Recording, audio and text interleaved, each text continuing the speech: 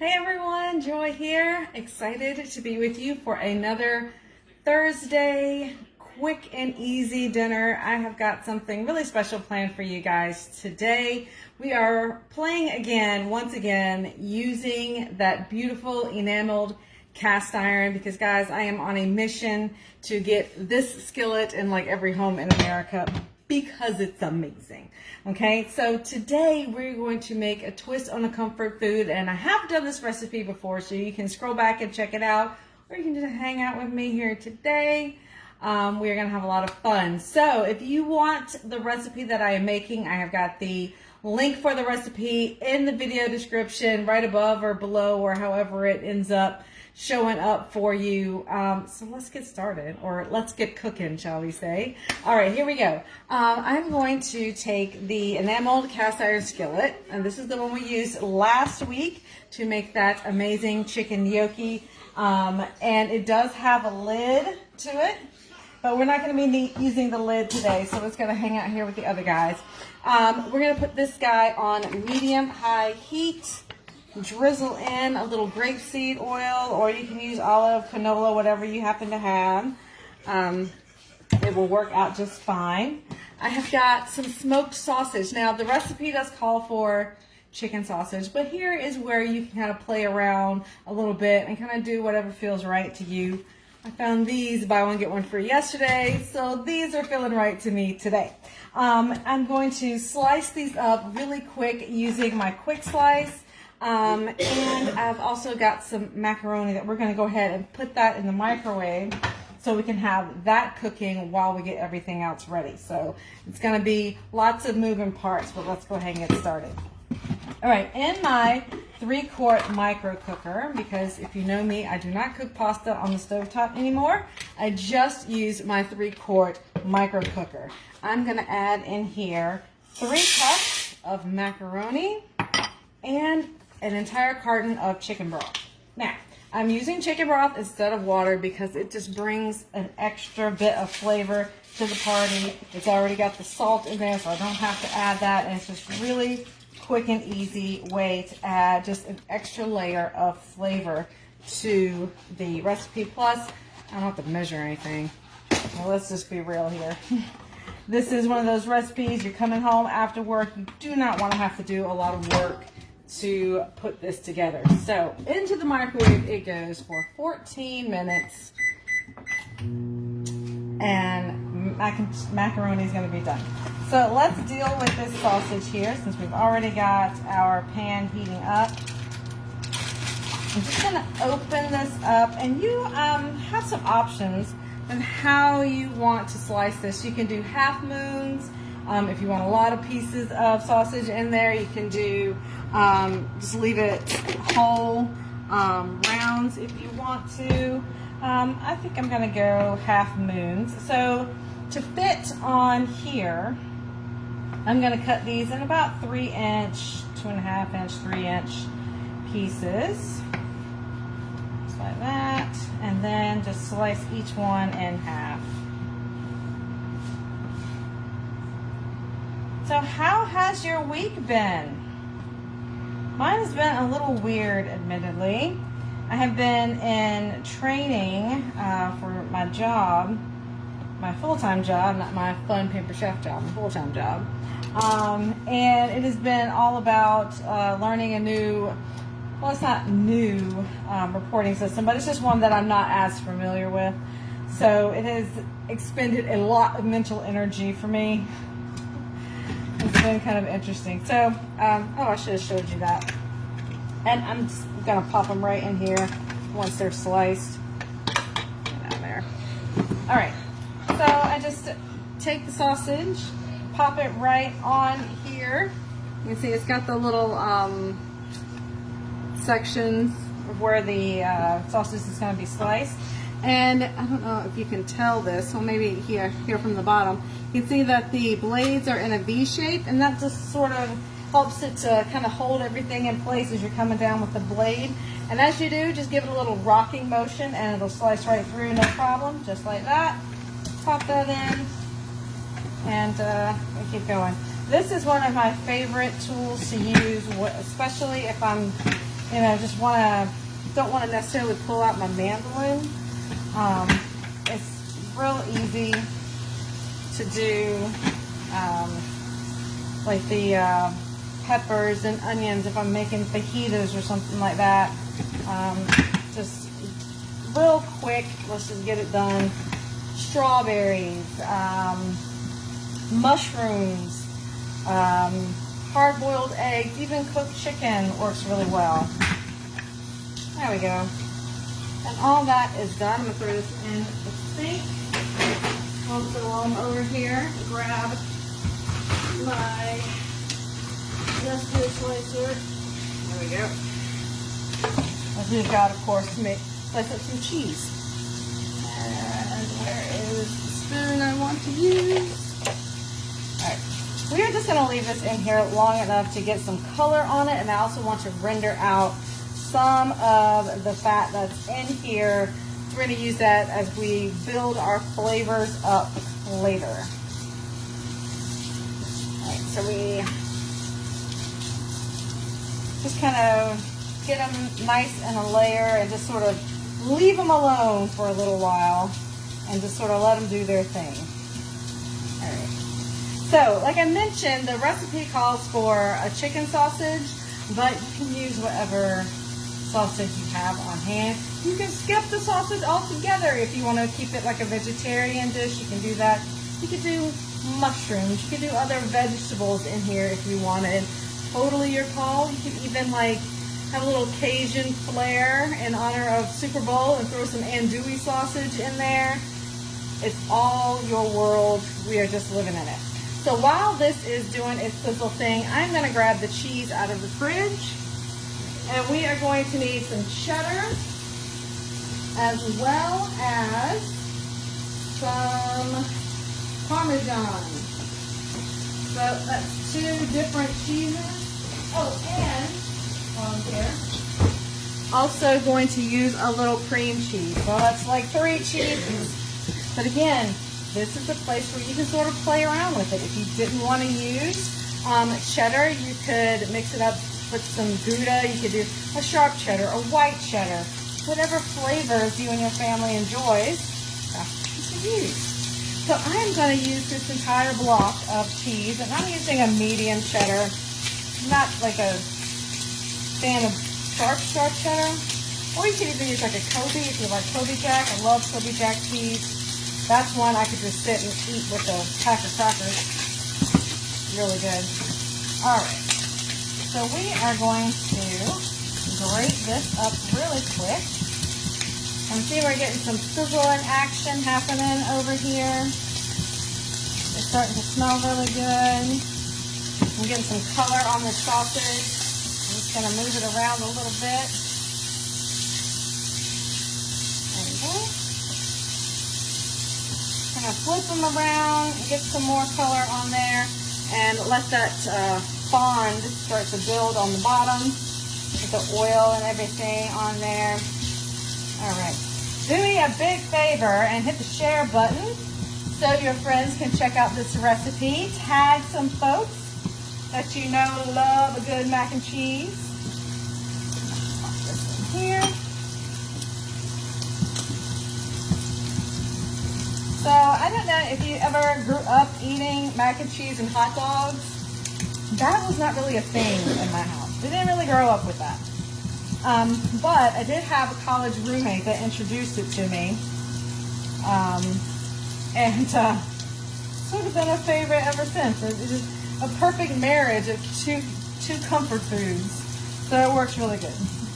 So this is sort of a play on that. So if you ever like had a hankering little nostalgia of that mac and cheese and hot dog thing. So this is one of those recipes that's sort of elevated a little bit. It's gonna have a little bit of class. You're gonna have a little class to it. Okay, so we're gonna make it restaurant quality. No, we're not. We're gonna keep it rustic, but it is gonna be good and delicious. And you're going to love it, I promise. All right. So it's an entire block of cheddar cheese. All right. around a little bit. And a really neat tool, if you don't have this yet, this is a really great add-on. The next time you place an order, be sure to grab this utensil clip. So it holds your utensils in your pan without your utensil having to actually sit on the edge of the pan and get all hot. So it clips right on to the edge of your pan and your utensil just slides right in. So you just clip it on just like that and it holds your utensil. So be sure, next time you place your order, grab you one of those because they are very handy. So I've got my fine grater here and we're going to use this to grate up some Parmesan. Now for the Parmesan, I only need, how much Parm do I need? About a cup of Parmesan. But you know, you can never have too much of any cheese, really, in my opinion. I'm going to grab one of my little flexible cutting mats here, put that underneath, make it a little bit easier when it's time to put this in the bowl.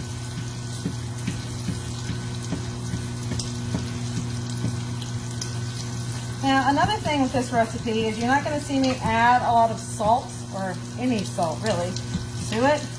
I personally don't think it needs it. You're getting salt from the chicken stock that we use for the macaroni that's in the microwave, cheese, especially Parmesan, salty little cheeses.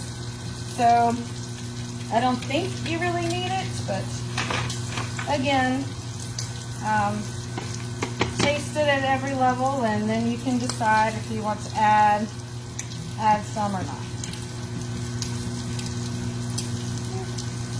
It's falling apart on me.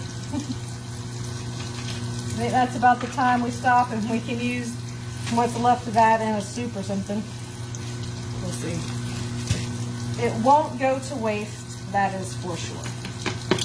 All right, one other thing is I have got my broiler on because we are going to add some panko breadcrumbs. Not a traditional thing, I know, but we're going to add a little panko breadcrumb on the top just to give this some texture. Because we've got the sausage in here, we've got the mac and cheese, we're going to add some peas. We're going to make this like a complete one-pot meal, perfect bite of a dish. And so we do need some texture. So we're going to add a little panko on the top. Don't come at me, people.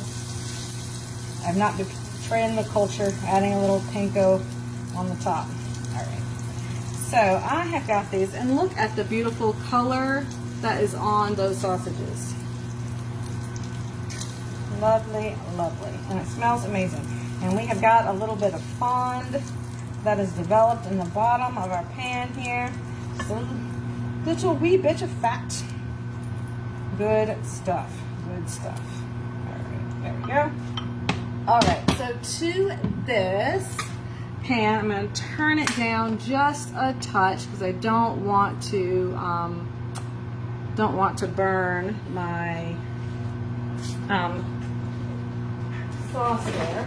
I'm going to add in here a little bit of butter, and we're going to add a little bit more oil. I'm using butter because I want the flavor. I'm using oil to kind of lower that smoke point so it doesn't get too high on me. So it's about a tablespoon of butter, and we're going to add maybe like 2 tablespoons of the grapeseed oil. And we've already got a little bit of oil playing around in there already. All right, it's another great tool, especially for making sauces and gravies. This is a the whisk, sauce whisk, I believe is the name of it. But the rings here are silicone coated, so they are not going to scratch up your cookware. So I'm going to get this in here and just start moving it around. And I love how it sits flat on my pan. So it's also helping me work up those little bits there at the bottom too. So with this, I'm just sort of loosening this up and get it moving a little bit. Now I'm going to drop in 1/4 of a cup of flour. We're going to start building that roux for our cheese sauce.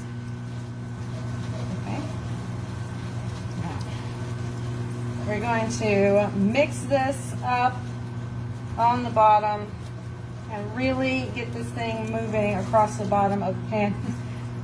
Not like me and so splashy. You know, I probably could have done this in here and not made quite such a mess on my stovetop.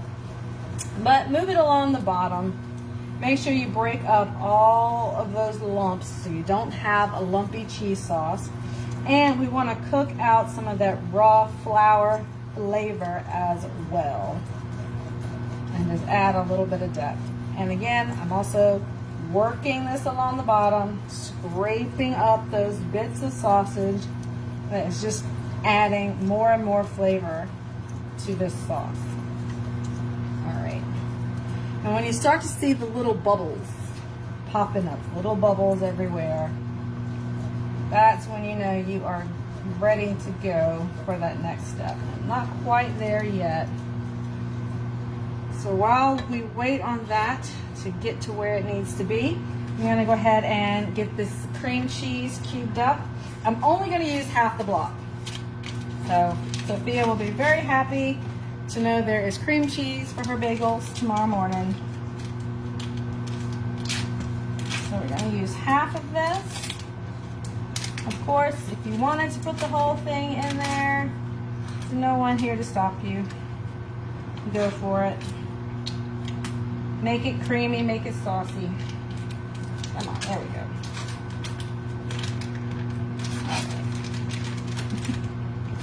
It does not want to play with me today. I got half. Come on, you. Sticky stuff. All right, let me turn that off. And that can go back in the fridge for breakfast later. And we're just going to sort of attempt to make cubes out of this. There we go. Not many, maybe like 6, 8 tops. But just enough to sort of make it easier to melt into the sauce. Come on, you guys. We're on camera. Work with me, okay? There we go. Alrighty.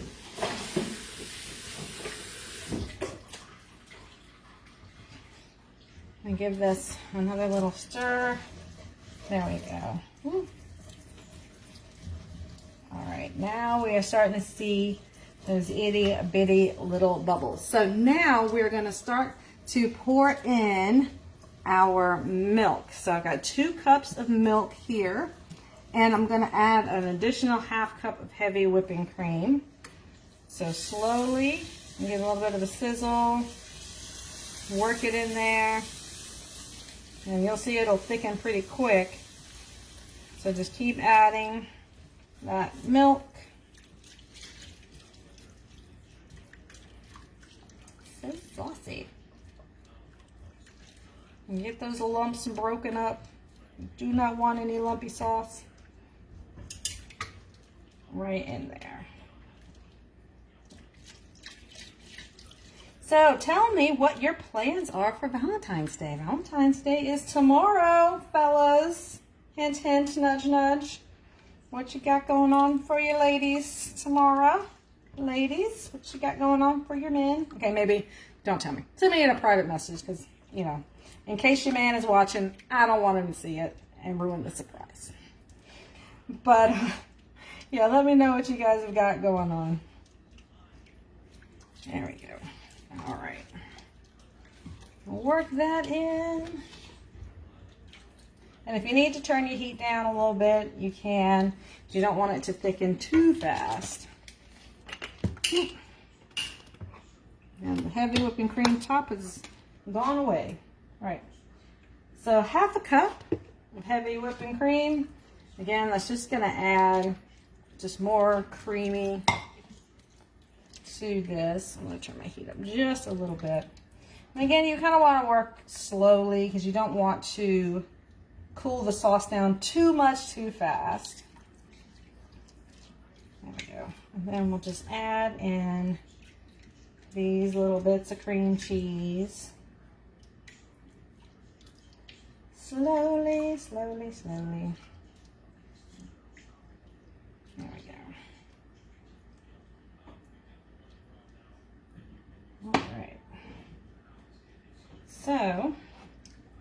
while we are cooking over here, come on, you guys, get in there. We're gonna give this a minute to come back up to temperature, so to melt that cream cheese in there. And we want to get this melted before we add our other cheese in there. Otherwise we will go a little clumpy and we don't want that. There we go. Get the cream cheese off my fingers once again. There we go.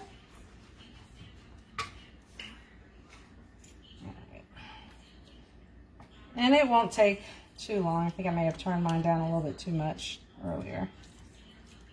All right. And that is starting to come together, starting to melt. All right. So next we're going to add a mustard powder to this. Okay. You can find this in your supermarket. Dijon mustard powder or just regular mustard powder. But if you have the Pampered Chef Dijon mustard powder or Dijon mustard rub, really good. And if you were smart last summer and grabbed that South Carolina barbecue, this is where this seasoning really shines. And we are going to put just a teaspoon in there, and I'm going to measure this, otherwise I'm going to get too excited and put too much in there.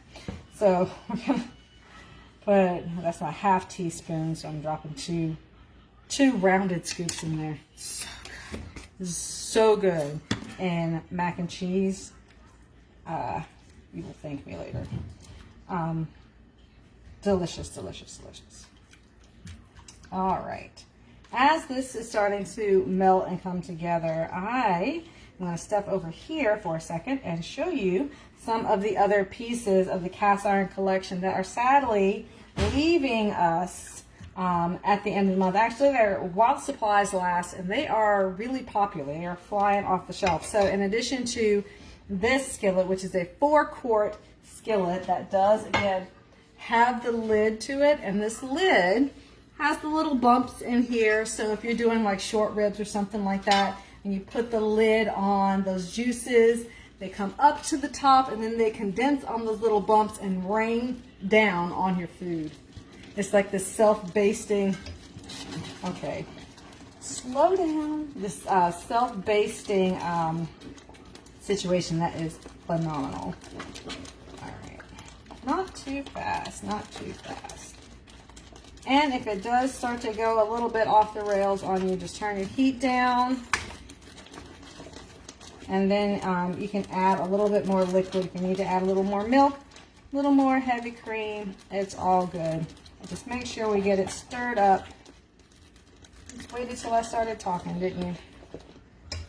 All right, there we go. Put this over here for now. All right, now we're going to add in our cheeses. And it's nice and thick, so we're going to add in our cheese. We're going to add in batches, not all at once. But sprinkle it in. Oh, okay, maybe that was a little too much. All right, come on. There we go. Work it, work it, work it, work it.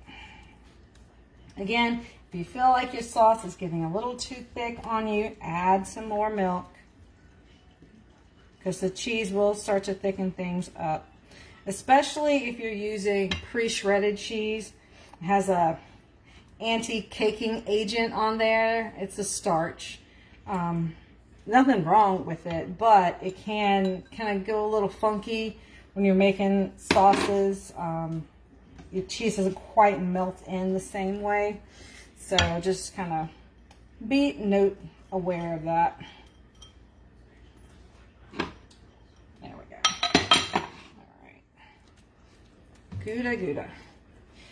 All right, now that we've got the cheese all incorporated, that looks phenomenal. I'm going to say thank you for your service to the wire whisk Got everything beautifully incorporated. We're gonna add back in our sausage. And it wouldn't be mac and cheese without the mac and cheese. All right, so in here we put 3 cups of macaroni and 1 carton of chicken stock. And let's take a look at those results, shall we? Right in there, all of our pasta is done. Yep. And we still have a little bit of pasta water in there. And this, again, if you need to thin out your sauce a little bit, and I am just going to dump the whole thing in there because I think by the looks of it, I may have about a half a cup of liquid, which I'm not too upset about because I know with pasta, it's going to keep sucking up the liquid the longer it cooks and the longer it hangs out. And the liquid just kind of continues to absorb all of the liquid. So I don't mind it being a little saucier because tomorrow it's going to thicken up and it's going to be perfect. I think pasta sometimes is better the next day anyway. All right. So here we are going to add in our peas. Second week in a row we're using frozen peas, frozen green peas. Now I'm adding a cup. This is at your discretion based on your family, what they like, what they don't like. Mine, not huge fans of peas. They will tolerate it as long as I don't go too overboard. So I'm only using 1 cup of peas as opposed to 2.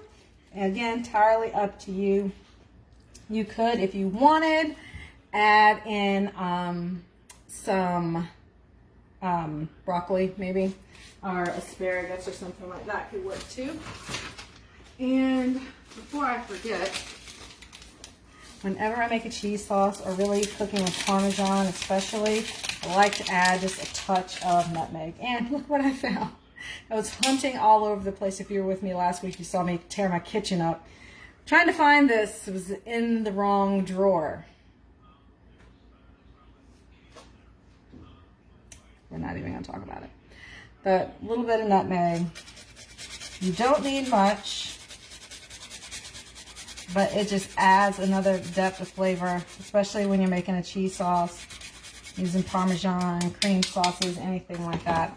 And that's probably all of maybe a 1/4 of a teaspoon. It does not take much. And surprisingly, it doesn't fight too much with the mustard either. That's not on the recipe, by the way. You only get that when you cook along with me live. All right, so we got all of that, and let me pull this up to the camera so you guys can see it. Where is my spoon rest? There we go. Let me get some of this stuff out of the way.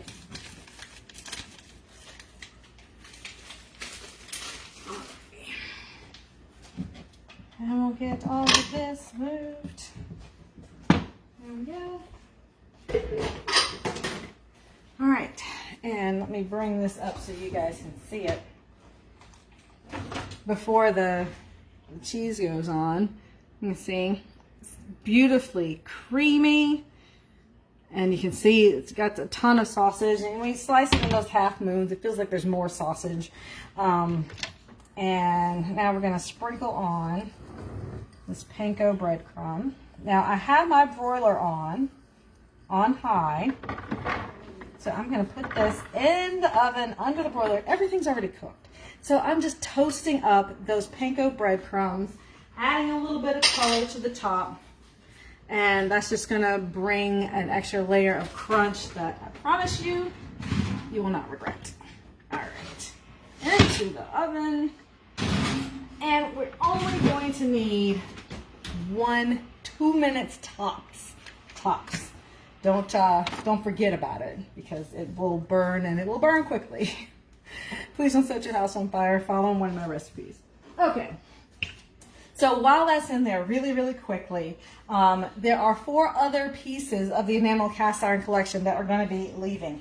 One and two really are the two bakers, the 2-quart baker and the 1-quart baker. So with this one, I mean, I have used this for spinach artichoke dips, and they're perfect for appetizer size recipes, little apple crisp, little blackberry pies, little blueberry cobblers. When I don't want to make like a big batch of something, I can cut my recipe down and fit it in here, and it works perfectly. Give it another couple seconds. And here is the 2-quart. Now this one I'll use for things like my green bean casserole for the holidays, scalloped potatoes go really good in here. Really any side dish that you want to bake goes really, really well in here. And again, that's a 2-quart size, and they nest together really well for easy storage. Let me grab that mac and cheese. Turn that off. You see how fast that is? It does not take long at all to get that beautiful, beautiful color on the top of it. I mean, look at that. Golden toasty brown. Perfect. So while that cools, the other piece is this Dutch oven, which is one of my favorites. And this is the pot. If I'm making soup, if I'm making spaghetti sauce, it's going in here. This is 6 quarts. 6 quarts, I do believe. So it's got a nice size to it. And when I'm making my spaghetti sauces or soups or whatever, I can leave this on the stovetop. It has got incredible heat retention. It's going to keep everything nice and warm for me. You can bake breads in here. You can do Sunday roasts in here. And it also has that same beveled top that gives you that self-basting effect when things are cooking in the oven. Again, stovetop, oven safe. You could even put it out on the grill if you wanted to. I probably wouldn't, because it's really pretty. The grill can like get it a little bit, you know, charred on the side, but you know what? It can handle it. It is cast iron after all. Now, one thing that I mentioned last time about these pieces is that they are dishwasher safe. You wouldn't really think that about cast iron, but because of the coating on the outside and on the inside, they are dishwasher safe. But, don't let them air dry, because this edge here will rust if it's air dried. So once it's done in the dishwasher, pull it out, give it a little thin coat of oil, rub that in really good, and it will it'll do wonders for you, I promise. And last but not least, probably one of my favorite pieces, even though I have to admit I don't use it regularly, maybe like once a month or 2 months or so, whenever I'm making something big, is this roasting pan. Okay, this is bigger than your regular 13 by 9. It is a 14 by 11, and it's a two full inches tall. So I can bring this up to you guys so you can kind of see, I mean, the size of my hand here, how deep this is. And it does have a roasting rack that it comes with. So you can roast in here your turkeys, you can put your hams, your big Sunday roast, leg of lamb, whatever you wanted in here. And you can lift it right out super easy with the handles that are there. But if you take this thing out, then here is where this beauty really shines. For lasagnas. Make lasagna in here, and it's nice and deep, and so your lasagna is not going to bubble over the side. I have made like the best mac and cheese of my life. I have cooked in this container. It is huge. Again, deep for cooking for a crowd.